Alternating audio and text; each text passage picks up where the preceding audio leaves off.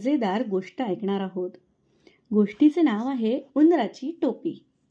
एक होता उंदीर मामा. तो खूप चुणचुणीत आणि गाणं म्हणायला त्याला फार आवडायचं. असा तो उंदीर होता. रोज तो गावातून रस्त्याने फिरत फिरत मजा करत जायचा. एके दिवशी रस्त्याने जात असताना त्याला एक जुनं मळकट फडके पडलेले त्याला दिसले.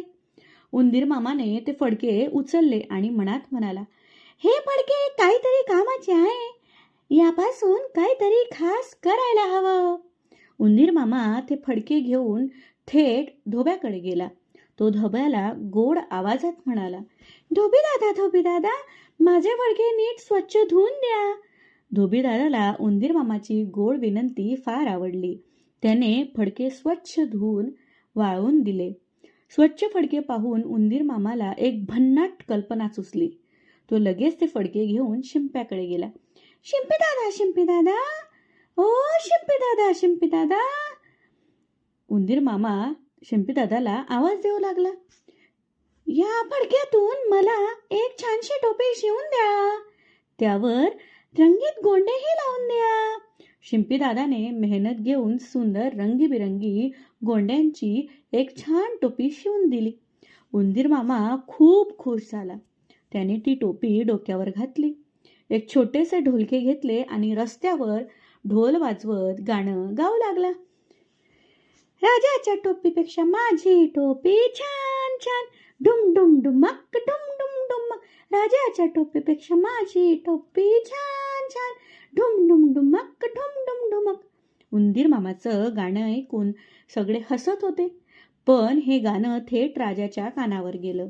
राजा फार चिडला आणि शिपायांना म्हणाला, जा रे, त्या उंदराला पकडून माझ्या समोर आणा. शिपायांनी उंदीर मामाला पकडून दरबारात आणलं. त्याची टोपी काढून राजाकडे दिली. ते पाहून उंदीर मामा अजिबात घाबरला नाही. उलट तो मोठ्याने म्हणाला, राजा भिकारी, माझी टोपी घेतली, डुम डुम डुमक डुम डुम डुमक. राजा भिकारी, माझी टोपी घेतली, डुम डुम डुमक डुम डुम डुमक. हे ऐकून राजा प्रचंड रागवला. पण उंदराची निरागस धिटाई पाहून शेवटी त्याने ती टोपी उंदराकडे भिरकावली. उंदीर मामाने टोपी पुन्हा डोक्यावर घातली आणि आनंदाने गात म्हणाला, राजा मला भ्याला, माझी टोपी दिली, डुम डुम डुमक डुम डुम डुमक. राजा मला भ्याला, माझी टोपी दिली, डुम डुम डुमक डुम डुम डुमक. असं गाणं गात गात उंदीर मामा राजवाड्यातून बाहेर निघून गेला. सगळे दरबारी हसत राहिले आणि राजा मात्र शांत झाला. यावरून बोध एकच की धिटाई, हुशारी आणि निरागस आनंद यांच्यासमोर मोठेपणाचाही गर्व टिकत नाही. धन्यवाद. अशा छान छान गोष्टी ऐकण्यासाठी आमच्या चॅनलला जरूर लाईक, शेअर, सबस्क्राईब आणि कमेंट करायला विसरू नका. असे चांगल्या गोष्टी आणि गाणी ऐकण्यासाठी आपल्या चॅनलला लाईक करा, शेअर करा, सबस्क्राईब करा आणि कमेंट करायला विसरू नका. धन्यवाद.